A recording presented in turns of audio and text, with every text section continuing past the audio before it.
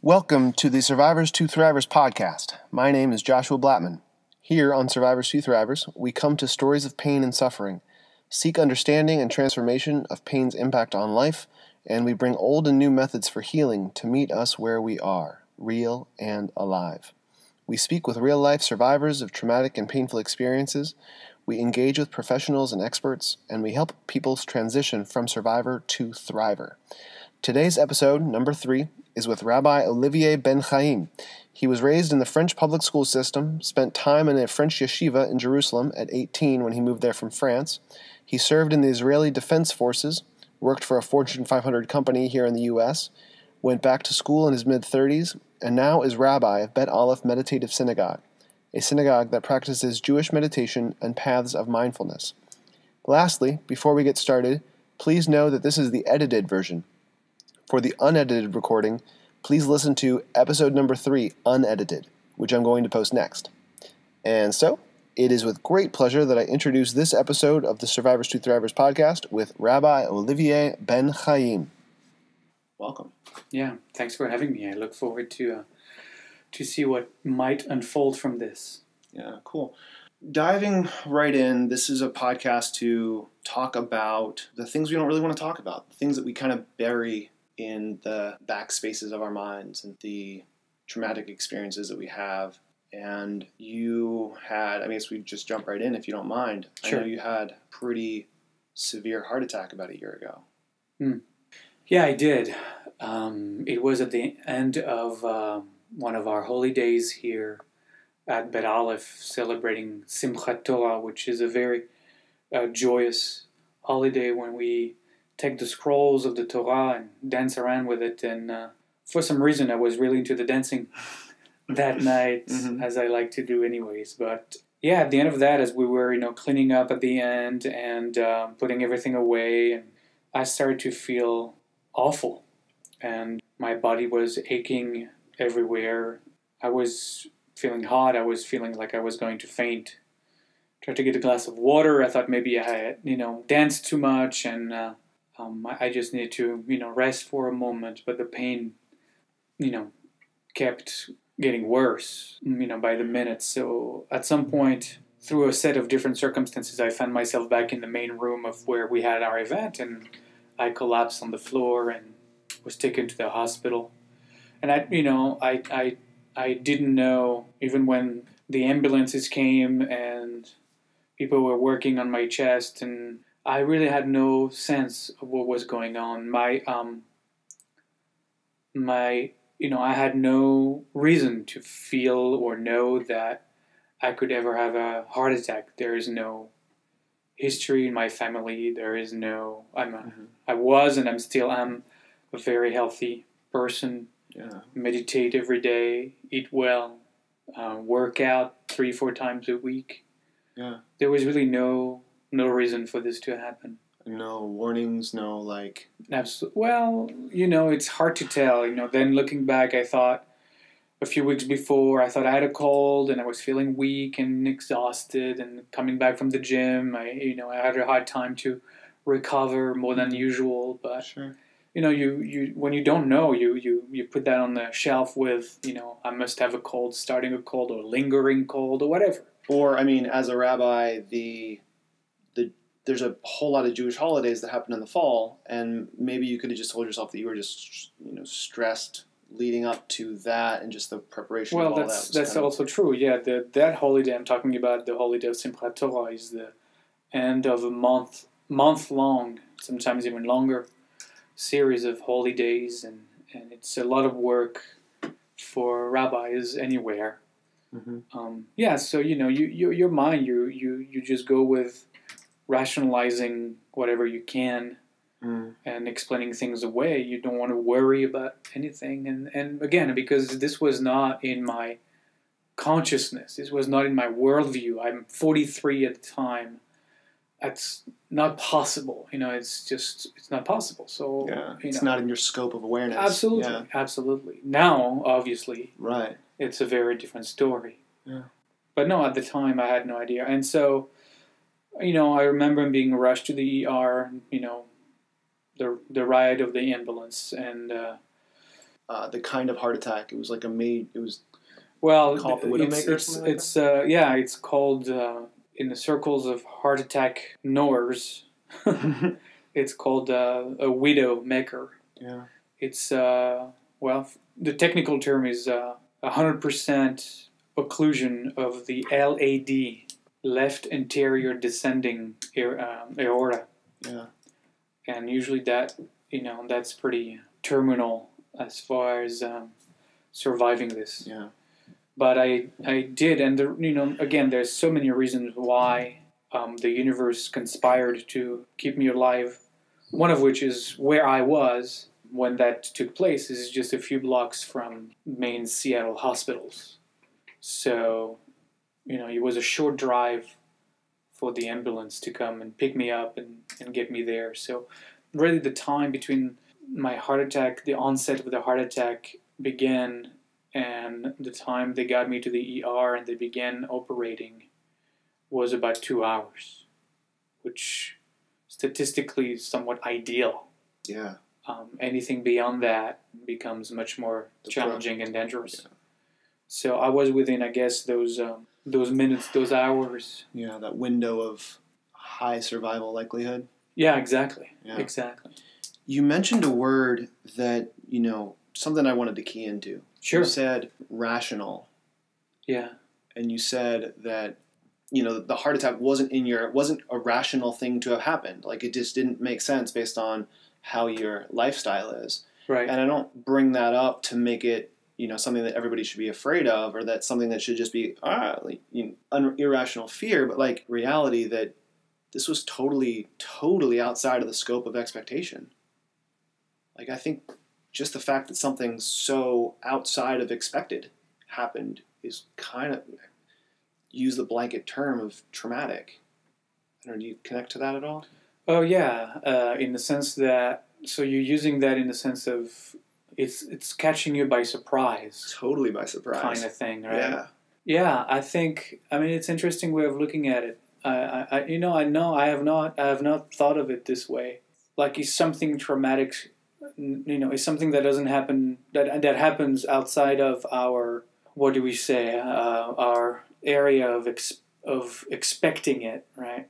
Less traumatic than something that catches you by surprise, maybe in the sense of we would have a greater ability to resent it even more because, I don't understand. I did everything right. Well, I'm eating right. I'm exercising. I'm meditating. It's not fair. Like, I didn't deserve. Right. Like, you could go there and feel the pain of that and the trauma of that.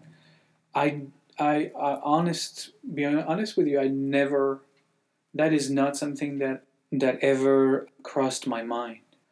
Maybe it's because of my spiritual training. I don't know.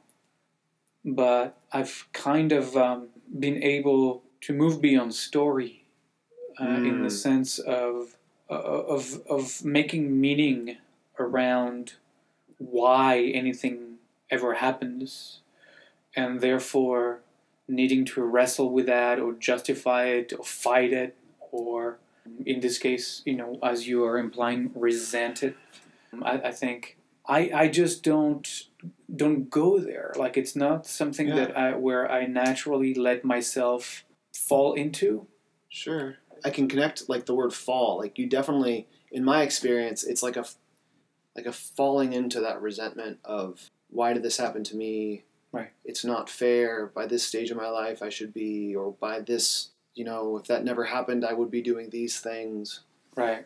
The why me, and there's a lot of that comes from connecting this perhaps to whether, this question is, did I deserve it? Ooh, right? Yeah. There is this whole story about, if I had eaten poorly, if I had never exercised for the last 30 years, if I had, never, then maybe I would think to myself, well, I deserved it.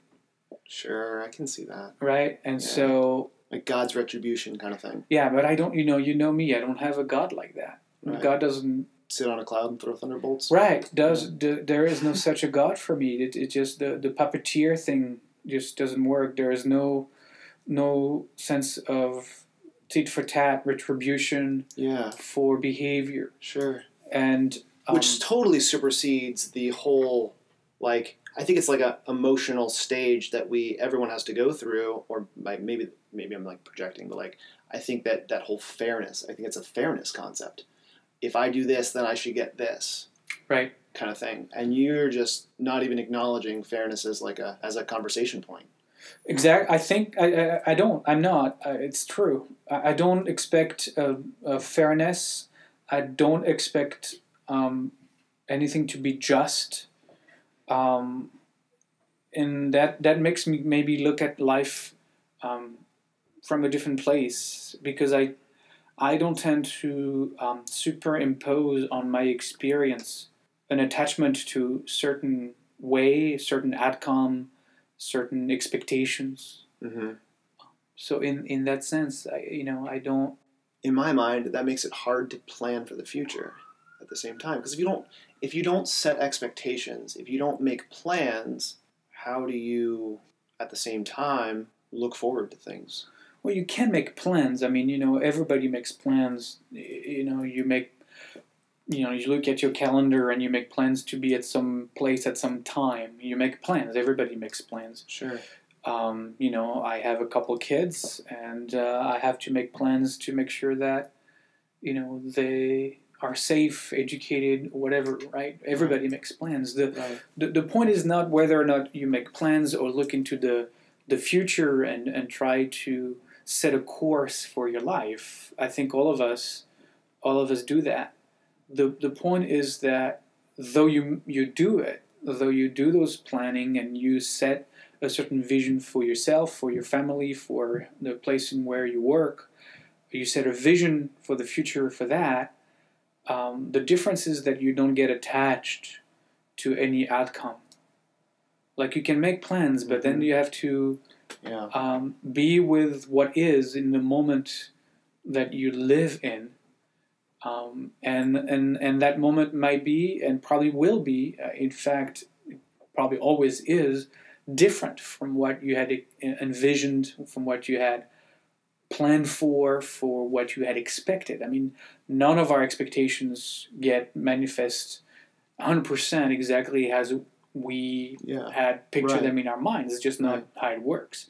So the point is really to let go. For me, I mean, it's just making plans but letting go of the outcome of it. Sure. So you act. It's a different kind of acting then, because since you don't have an attachment to whatever will unfold or the way it will unfold, right? Then you can flow with life as it happens and make adjustments and change course as things unfold. To just be like almost like coldly accurate, it feels like an incredibly useful idea. To not be attached to any outcome just because that works better. Mm-hmm. It's just such a more transparent way than I think that most people have attachments to outcomes, and that's kind of a self-help catchphrase. And detachment. I don't use the word detachment. I use the word non-attachment. How's that different? To me, detachment feels like you are cutting your emotional effect from it. To be detached from something is like cutting it off from your life. Sure. Cutting it off from your consciousness. Mm-hmm. And losing the effect, losing this, I don't know how to say it. Non-attachment means you're still part of it, right? But you're not attached to, let me put it a different way, you're not attached to controlling it. Mm-hmm. Right, you let go of your need for control. Sure. And in the moment of my heart attack, since that's where we started, a lot of that happened. That being letting go of control. Interesting. And we're probably going to talk about it a little bit later. But to just maybe conclude this or continue that thought. When you're detached, it's like you're no longer there. You're not present even. Right. You're not even present. Yeah. Right. When you're not attached, you're present. Right. But you're not needing to control whatever is unfolding. Sure, you're not tied to the outcome. You're not attached to the outcome while you are still attached to being in the moment. And yes, exactly. And what that gives you, again, like I said earlier, is that if whatever you set in motion suddenly veers to the left or veers to the right, then you're not stuck in wanting it to still go straight. Yeah. Right? You look at it and you say, oh, look, it's going to the left or it's veering to the right. It looks like it's being pulled into this direction. And then because you're not attached to it going straight as you had really wanted it to go, because you were attached to it ending up exactly where you wanted it to, right? It's not going to end up there. Now it's clear, right? But if you're not, fixated on your position or your needs and your wants, and you can flow with what this is doing now, is moving in this direction, then you're able to flow with that and say, okay, let's explore that. Where is that going? Maybe who knows, that might be a better end than what I want or what I had imagined. And let's move our energies then with that. And so it allows you to move in life, really to move in life much more fluidly. Smoothly. And I can imagine how probably some physicists can say that even if something turns, it's still going straight in some plane. Yeah, I don't know about that. I don't know. I just started to think. I'm getting super in my head. I'm not a physicist. I don't even play one on TV. So. Oh. So I can kind of see how this might shape your identity. I want to get into identity a little bit. All right. And like, how has the heart attack, like, well, your identity beforehand, your identity with that, is it a label of like, oh, I'm a heart attack survivor, or is it still just the awareness of now, and how has that affected, if it has, and I'm treading lightly here with this question because it's about your family, and not just for you, but like the people that are close to you and people that are in your nuclear bubble. Well, so you mentioned the word, trauma earlier, and I think when something like this happens, no matter how the person who goes through that event lives it, it's in a lot of ways traumatizes the people closest to him or her. So I would say that the trauma is shared in this case because my children, my wife, the people who were there that night when this unfolded, members of Bet Aleph, our executive director, people who are very close to me, also lived through that event. It was their event just as much as it was my event. We don't live in in a vacuum. Yeah. And I lived it, on that side of the doors of the ER or the operating room, but they lived it on the other side of that door in the waiting room. Yeah. Not knowing if they were going to ever see me alive or not. And those were definitely traumatic hours for everyone who was there. So we can talk of those of us who have lived through. Sorry to interrupt. A very good friend of ours is a social worker, and she said that phenomenon is called secondary trauma. Yeah, that makes total sense. Yeah. So yeah, I like that. It's a really good expression. I'm sure somebody somewhere has written about it. Yeah. It's the analogy, which is a bad analogy, but it's secondhand smokers. But it's like it affects you, no matter what. And so what I, my daughter, this Shabbat, this Sabbath, the Friday night, we were all around the dining table, and it's been a really long time since the four of us could have, because of my work and because of other family things, we hadn't had for several number of weeks the chance for the four of us to be together around the table for Shabbat, for our Friday night Sabbath dinner. Our tradition is to share gratitudes. So it's been, now my heart attack was a year and 2 weeks ago or 3 weeks ago, something like that. So it's been a while, but one of the things my daughter said on Friday was that how grateful she was that I was still around, and with tears in her eyes, literally saying that she didn't know, and I'm paraphrasing here, but she didn't know how her life would be possible still, today if I wasn't here. Yeah. How she would be able to go through whatever her day-to-day things. And she's a teenager, and at that age a lot of things are happening, and a lot of questions are being asked, and a lot of discovering is taking place. And it would have been really it touched me again when she said that. My son, for about 8-9 months even, had difficulties sleeping at night and nightmares. He's 11, so it's also a time in a child's life, oftentimes where they're wrestling with death and dying and what that means. Yeah. So it just happened at that time for him at the same time. Yeah. And I my wife too. Oftentimes we look at each other and start crying, and it's a traumatic experience for everybody. Yeah. Deep breath. That's The next thing I really wanted to talk about was emotions, but particularly grief. In my own experience with, near death and like car accident and coma and like I don't know who I am kind of stuff, I've learned that for me, grieving who I shoulda, coulda, woulda, like all those shoulda, coulda, wouldas that don't exist except in that identity concept of who we thought we shoulda, coulda, woulda been, right? Grieving that loss. I don't know that our culture really has a way to do that. Like language for it or the acceptance of it. And for me, like grief, just recognizing that grief was there was such a huge, like that was the boulder blocking the way. So I'm interested almost to recognize any kind of similar experience for you in relationship to that concept of grief. And if you've if there's been an acknowledgement of that. I don't know what to say. So you're talking about in your experience, just to help me sure. For a second. Yeah.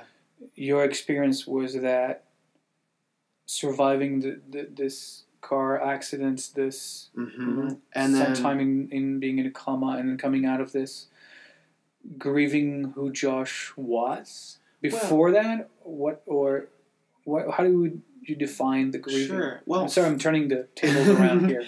I guess it's only reasonable, right? Right. Well, for me, the grieving concept was that, the accident happened at a very transitional period, right between high school and college, and I was very well attended to medically and holistically through my family. Just they're very knowledgeable about medical things and treatments and energy treatments and such, and that attended to all the physical things. So physically, healthily, I am in great shape physically, but I didn't recognize what is popularly known as PTSD or post-traumatic stress disorder until I don't know, I didn't even know what it was or how. It's mostly been, in my experience, a military concept or for veterans who've come home, and I started to get some counseling a year and a half ago or so, and then trickle forward.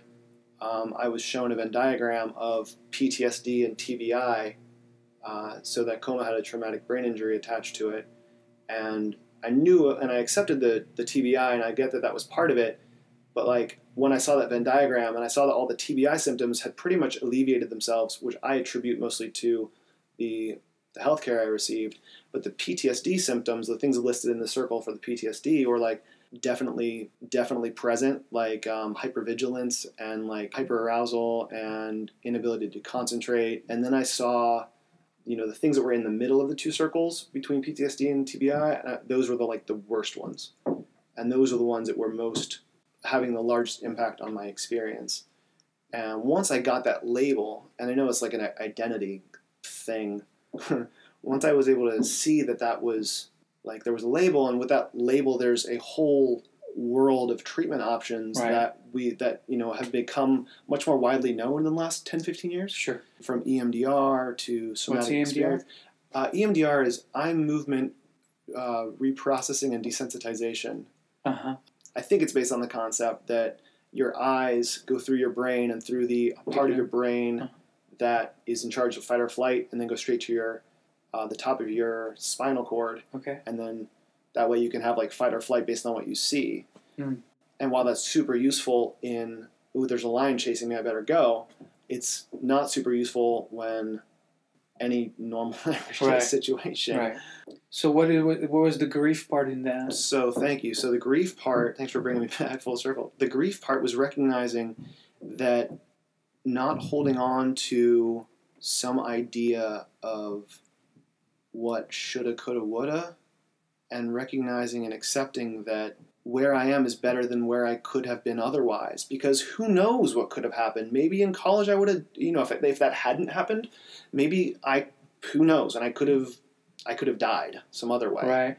And how lucky am I to be alive right here, right now, Right. exactly where I am, exactly how I am. And it all softened. And that disconnection, like the no longer being willing to say, well, I shoulda, coulda, woulda, and just separating myself from that idea. Right. Of like, I'm not where I should be right now. I have really been thinking a ton about this, and there's like that moment, and like the Jewish tree of life, and I'm going to get to this. I think this is so interesting. I want to hear your perspective on it. So in my mind, like, time is commonly linear. And so we think we're going from A to B in a straight line. And then but the reality is we have these moments of what I call meta-overwhelm or universal overwhelm, or like whatever idea, I'm trying to put words to an idea, and so they're inevitably going to be imperfect. But that meta-overwhelm moment is like, to define it, when every fiber of your being goes, like clicks at the same time and says, nope, this doesn't work right now. Whatever this is, all my systems are overloaded. And you almost have, like, for me, it's almost like there's a personality split. Mm. Maybe that's more related to brain injury specifically than a heart attack. But like, it's almost like there's a personal schism where part of your body in time keeps going straight, but your personality like juts off to the left. Mm-hmm. And then for years after that, you've got, your body in time and then your mind in time, and they don't line up. And I find that a lot of people who are stuck in storyland and who relate to other people's experiences, or who through communication don't actually share an emotional connection with the person they're having an experience with, they relate to the person in the moment through some story that they remember. Right. And to me, that's a marked example of the schism between their physical body and their emotional body. Yeah. I don't know if that relates. Yeah. Does that connect to you in any way? Yeah.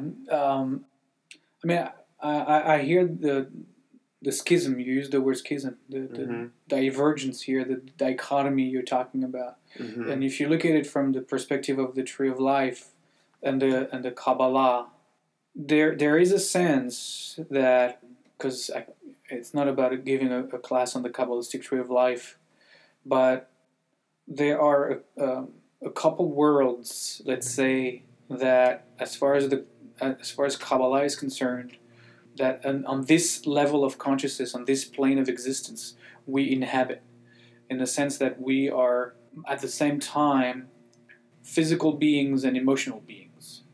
I mean, there's more than that, but on this plane, those are major players in how we live our day-to-day life as embodied divine. The major beings. players are...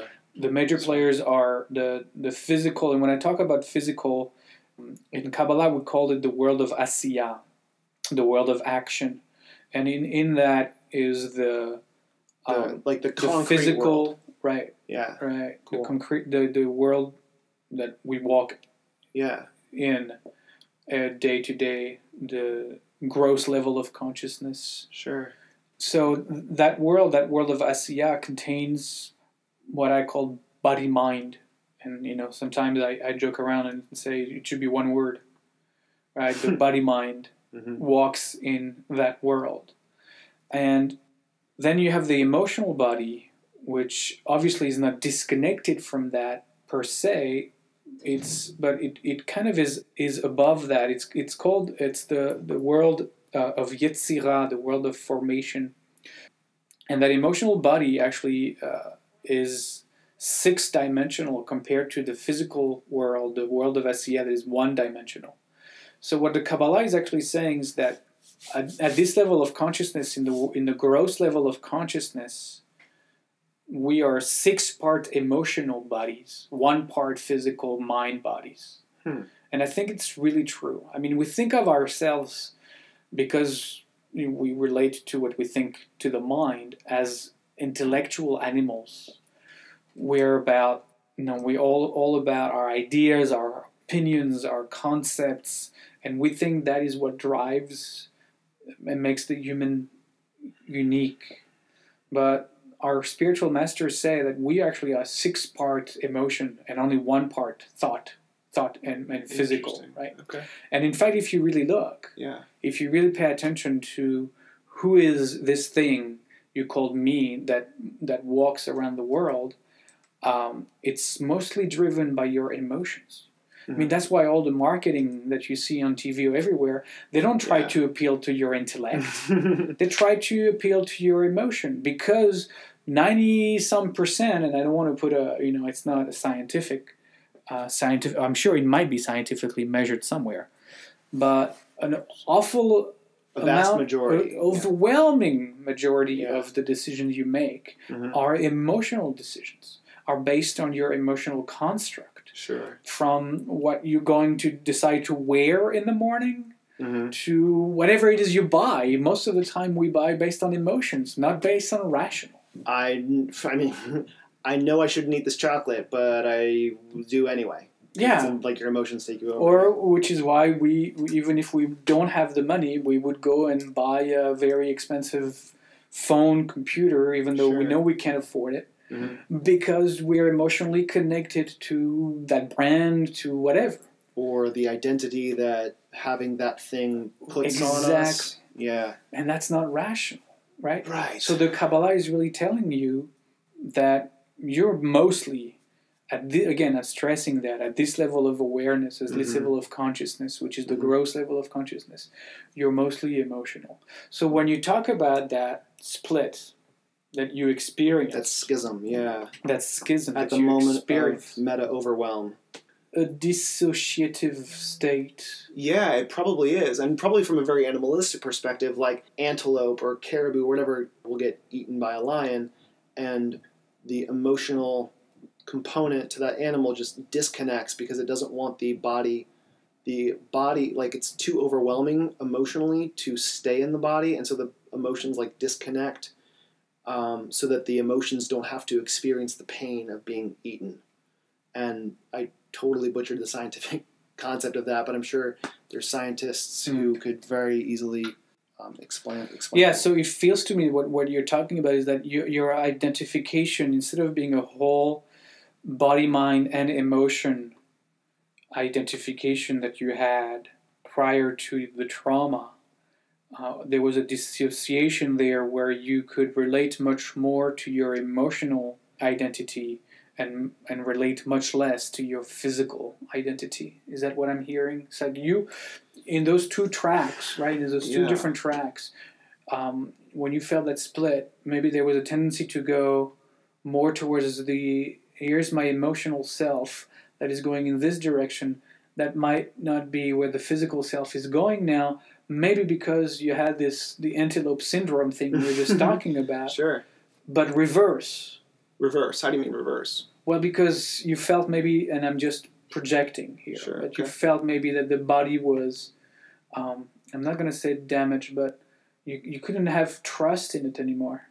Right? Yeah. So for me, there was a moment about a year after the accident I pushed myself real hard to go to college anyway, to like stay with my age, even though I really probably wasn't ready. I mean, I only took 1 quarter off to recuperate when I really probably should have taken a whole year off. But now we're getting into the shoulda, coulda, woulda stuff that I don't want to entertain. But like, there was the spring of my freshman year, there was like a class I dropped because math was too hard, but it wasn't that math, it was going to require more focus than I was intellectually prepared to apply. Mm-hmm. And so it was almost like a giving up based on the felt experience that I was broken. Right. And then there was a definitive like fall from grace. Yeah. To use a common phrase, like just definitely like after that I went, what are we really here for? What is college really all about? Social and drinking. And so I just went off the deep end and just did the college thing. Right. But I graduated and I did well in school. So like, I mean, it worked. It worked. I absolutely hear what you're saying. It was like, and I hear the grief in that. It was a silent despair. Yeah, it was like, I hear the grief. Yeah, and there was nobody to share it with. When you talk about fall from grace, that really resonated for me. Mm. Because you have this expectation that you'll still be able to perform those simple tasks or to understand the math class because you've been at how many math classes before? Is what I do, and I'm good at that. Right. Yeah. And suddenly it's not there for you because, like you said, you're damaged. Right. And that's the grief. That's the loss. Yeah. Yeah, that's the loss. Yeah. People experience that aging. Ooh. Yeah.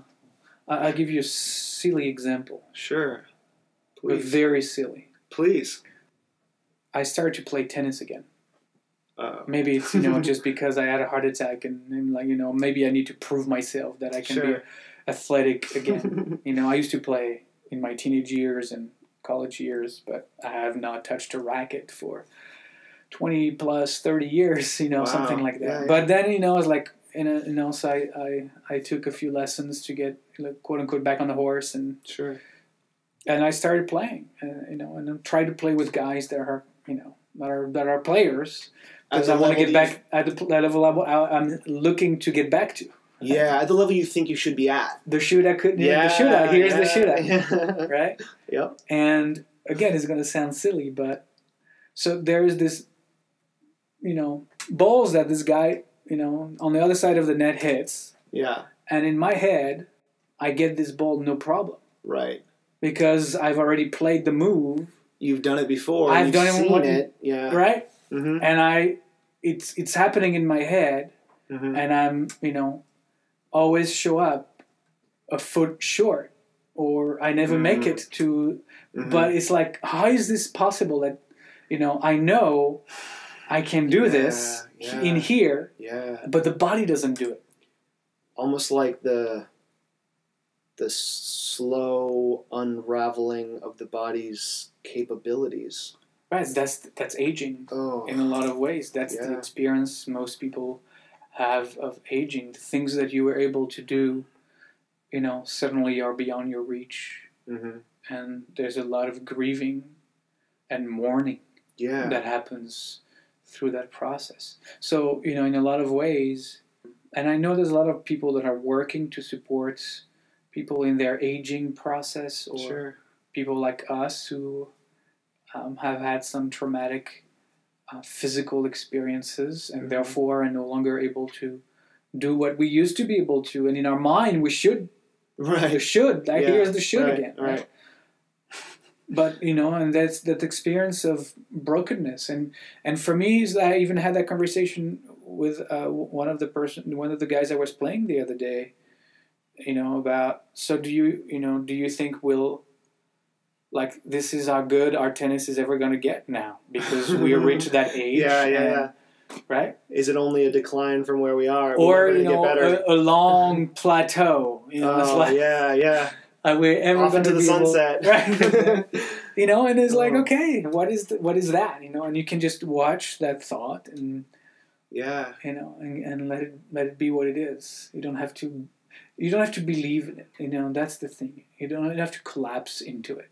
You don't have to believe in it. You don't have to believe any of your thoughts, by the way. I mean, they're not yours. You don't cause them. They're just passing through. They're passing through. So you really don't have to believe any of the stories you're telling yourself and any of the thoughts that are suddenly, arising in your awareness. Almost like these thoughts are a side effect, like almost like a discharge of the natural processes of the brain. There are. Just a gaseous off charge. And the nature of thought is dissatisfaction. Mm. I mean, if you really look at most of your thoughts, except, Mm-hmm. except the one fractions of a very few seconds when you feel contentment, and then the thought arises that, well, that was good, but this was better. The other time, the other day, that ice cream, that sunset, or whatever. Yeah. So when the fragility of that moment of wow passes, then the thought comes back and says, well, let's compare that now with this other experience that was so similar but was totally different. Because thought is dissatisfaction, discomfort, and dissatisfaction. That's what thoughts, that. But look, it's not all bad. I mean, what that nature of thought gave us is progress, because we're perpetually discontent. We're perpetually looking for discontented. We're perpetually in discomfort, right? Yep. Because of the thought. Then we seek ways to improve our, And that defines, like you said, progress. Absolutely. Sure. Most of the world, actually.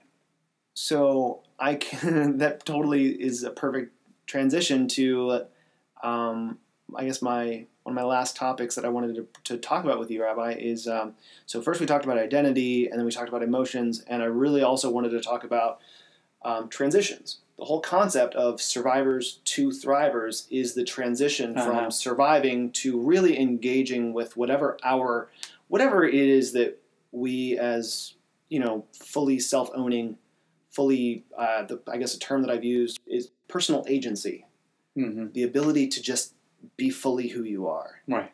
And the transition from surviving to that being fully who you are concept, and all transitions in general. I wrote you an email, I don't know, a couple months ago, and I was like, so just to be curious, how does Judaism respond to transitions? And you were like, waking up prayer, showering prayer, bathroom prayer. You listed a whole bunch of other little things that going through a doorway. They're all little transitions. And I only bring up transitions because everything is an unfolding transition, and I want to tie together the concepts of grief with transitions and surviving and thriving, and kind of just put all that on a plate and say, what do we do with all that? Because it's a whole lot for anybody to handle, and it's a lot of concepts that we really don't even have a language for or a way to talk about in this culture. And I'm interested to see if Judaism, if you, not related to Judaism, have any kind of connections to those transitional, yet, bridging the past to the future, but still living fully presently here. I'm deeply listening to what you're saying, and here's what's coming up for me right now. And again, I don't have notes. So it's going to be whatever it's going to be. But it feels what you're talking about connects to me to a process of forgiving and forgiveness. There's a kind of a three-stage process in forgiving that actually a lot of what we do through the high holidays and the fall, it's in Hebrew we call it slicha for the first level, mechila for the second level, and kapara for the third level.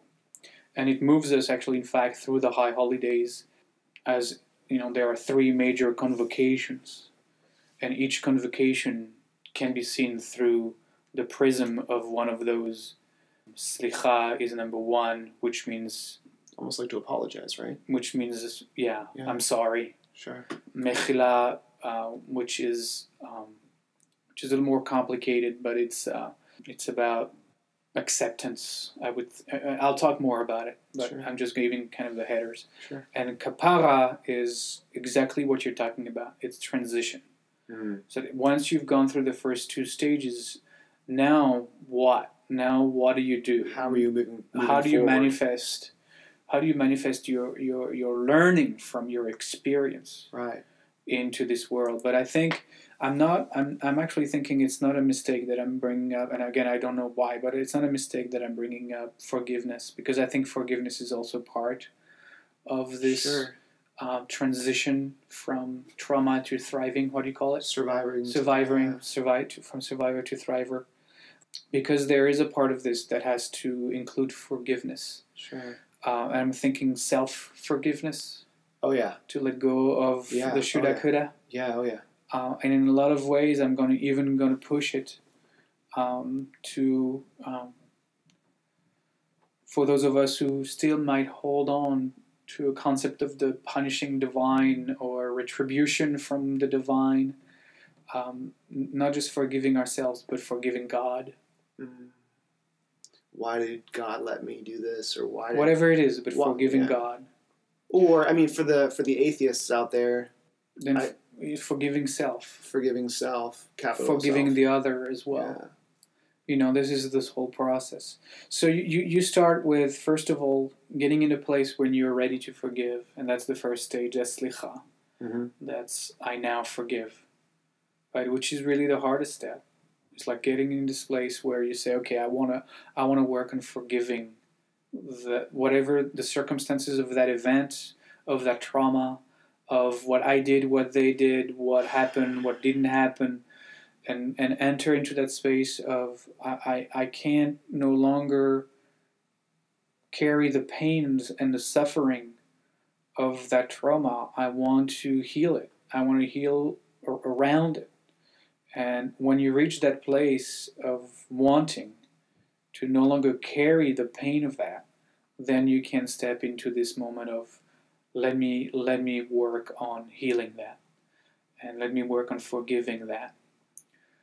So that's stage one. Stage two is mechila, which is often about letting go of our need for the past to have been any different than it was.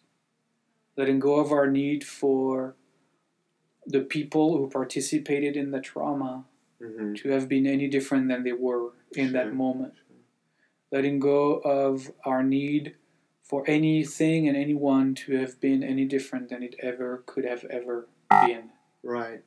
And so there's an element of just the only, like accepting that that the best possible scenario and the best possible outcome of any of the infinite possibilities that are continually unfolding is like that exactly here, exactly now, exactly where I am is exactly the best scenario that ever could have unfolded. I wouldn't even qualify it. Okay. I wouldn't qualify it.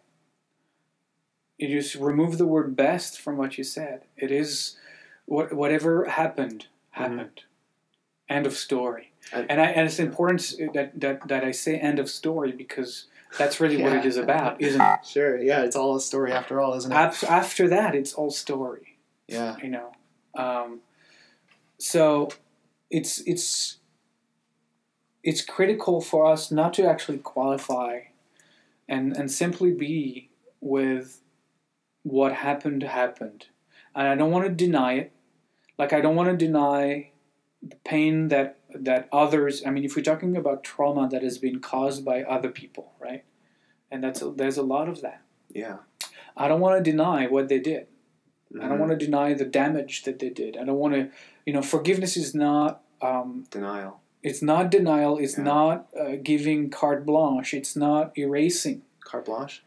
Yeah, it's not like absolving. Sure, gotcha. Forgiving is not letting the other off the hook. It's got nothing to do with letting the other off the hook. Forgiving is about letting ourselves of the hook. That we let ourselves off the hook in the sense that we allow ourselves to no longer carry the burden of pain and suffering that is connecting to our own trauma. Yeah, that's a really interesting. Like, I've heard that idea, and I've had a really, like, personally, I've had a really hard time with that idea because, I mean, you know, this kid made fun of me, and that changed the whole course of my life because it changed my perspective on things, or my teacher said this thing about me, and so it changed my perspective about myself as a learner, or this boss I had was a bad boss, or this wife or this girlfriend or whatever it is. But I think where that connects for me, and I've thought about this a lot, is that for me it's like giving myself permission to have been how I was, not expecting that I should have done things differently to have changed the outcome from that event. So rather than forgiving the other person, like you said, forgiving myself. Absolutely. That's the same thing. Yeah. So, you know, it's about that. It's also allowing who you were to have been exactly who you were in that moment. Yeah. That's heavy stuff. But I think it's part of the process. So the third phase, which I think is where you're going with this transition, right? Yeah. So, how do you move forward? Yeah. Well, it really awakens from that place. Like, what is being called forth from this process will arise normally when you are on the other side of it.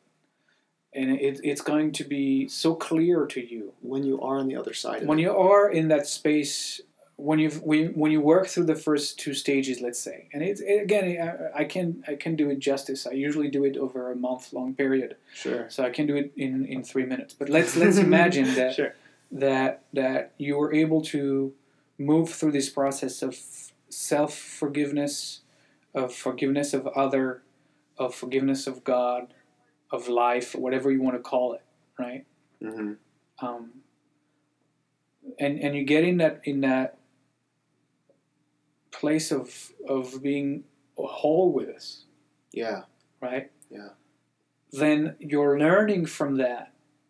What you get from that will infuse, will move you from within to discovering what now the next step is for me to oftentimes support the healing of others from your experience. So that's what this is all about for me, is what you're saying.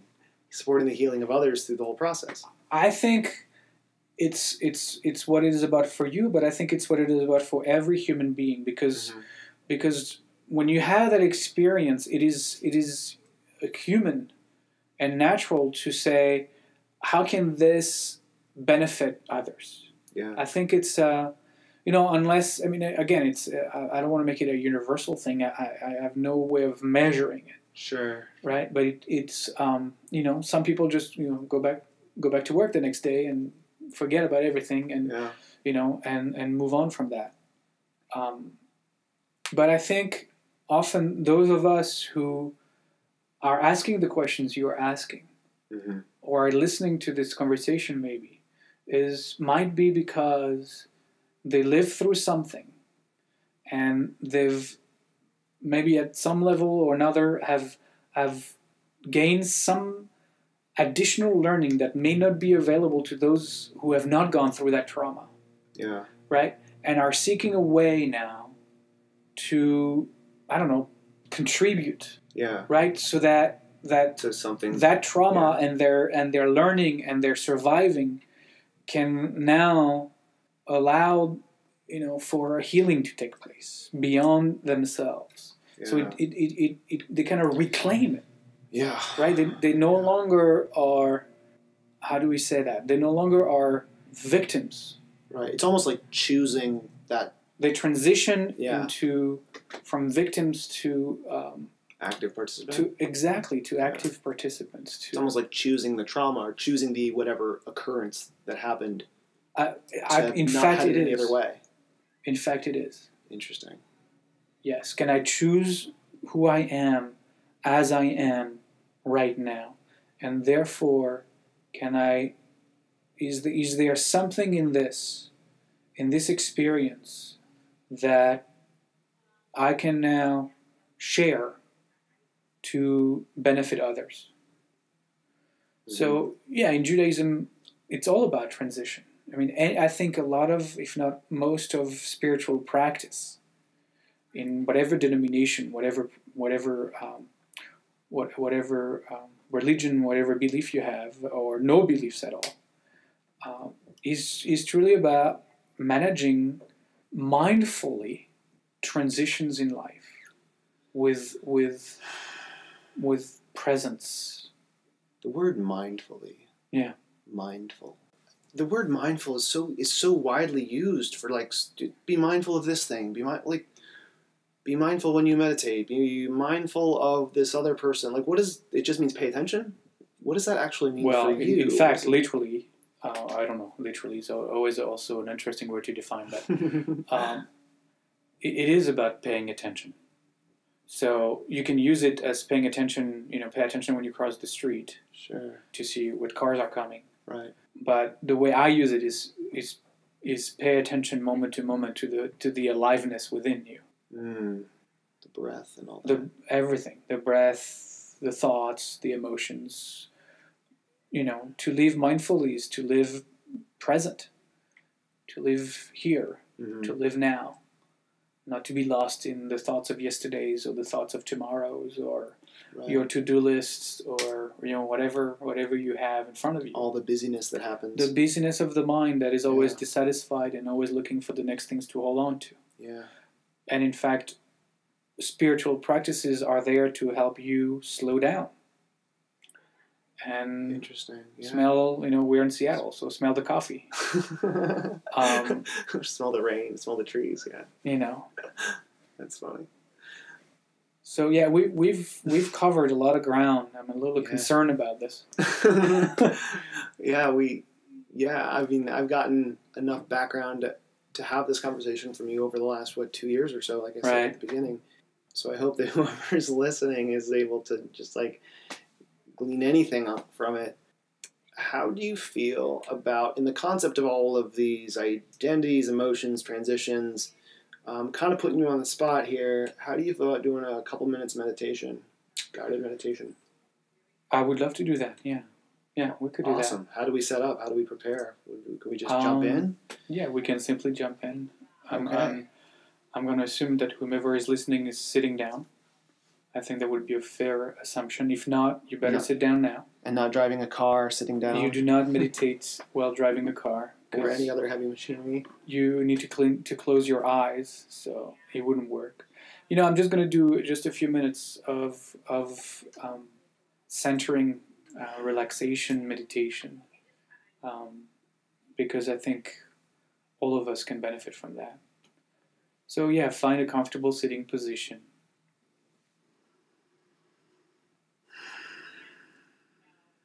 And begin to pay attention to your breath, just as it is. Again, it's all about being present to what is exactly as it is. Not wanting anything to be any different than it is. So as you start to look inside at how your breath is breathing, and believe me, you don't breathe. Breath is happening on its own, so let go of trying to control it. And simply pay attention. If your breath right now is short, it is shallow, and that's exactly what it is. If you find that your breath right now in this moment feels like it's deep and it's long, and that's fine. That's exactly how it is right now, and that's okay. Either way, it makes no difference. So you have your eyes closed. And if you're sitting on a chair, try to see if you can put both feet on the ground. And then gently put your hands to rest on your lap. And see if you have any tension in your hands. Oftentimes, we don't realize, but our hands, the way our fingers are moving, our hands oftentimes are very tensed. So see if you can just relax your hands. They can be, face down on your lap or facing up, whatever is comfortable for you. The point is to relax completely.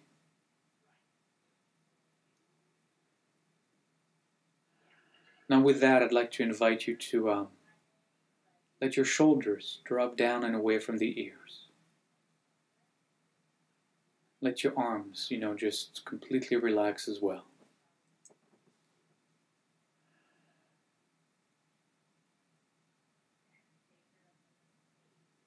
And see if you are holding any tension in the belly. Oftentimes we keep our belly tucked in. Let it float. Let it float up and down. Deeply. Release any tension that you might hold in the belly.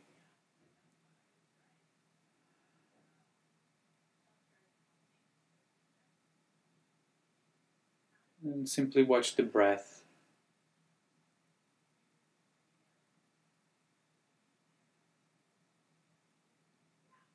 Now turn your attention to your jaw. Oftentimes, we hold a lot of tension in the jaw as well. One way to release the jaw is to open the mouth ever so slightly. Feel where you find your jaw relaxing most. Sometimes you have to open your mouth a little wider. Sometimes just slightly is enough. Just play with it. See where you find the most relaxing place. And let the tongue rest at the bottom of your mouth. It might cause you to swallow your saliva from time to time. That's okay. Doesn't matter. And if you want, let the tension on your face melt away. Oftentimes I feel we hold our face like a mask. If you can release all the tension of the muscles of the face, the cheeks, the forehead, around the eyes, you start feeling a deep sense of relaxation. Still being with your breath, just as it is, watching it come and go, come and go.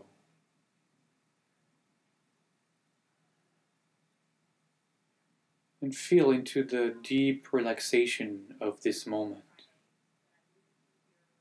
Feel into the aliveness pulsating through you as you. Feel into the heaviness of the body.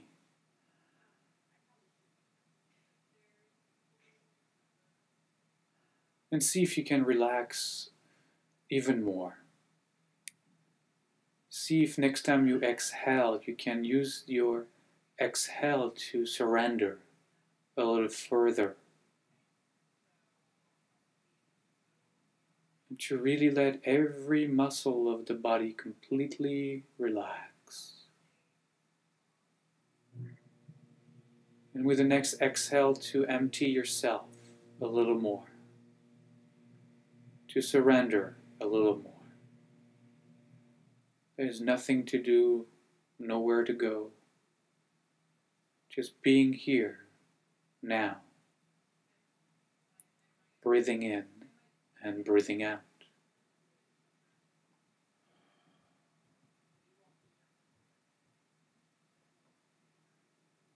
There is no limit to how much you can really release. So go for it. Next time you exhale, go a little deeper. Go a little further.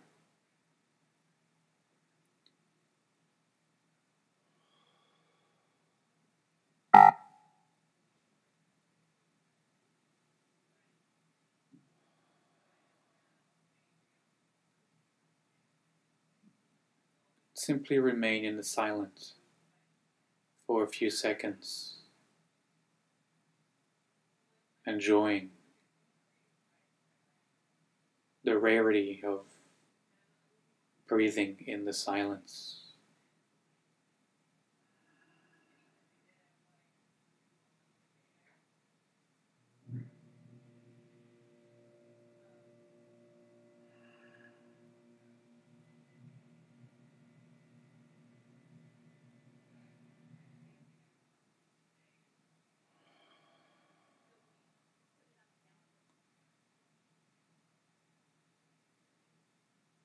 And so in a few seconds we'll bring this meditation to a close.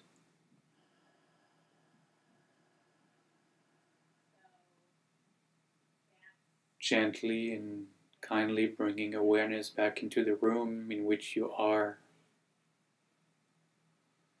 listening to the sounds around, and begin wiggling your toes and your fingers, moving your hands, and stretching the body in any way that feels comfortable and supportive. And when you're ready, gently open your eyes. Wow. Rabbi Olivier Benhaim, thank you very much. Thank you for having me.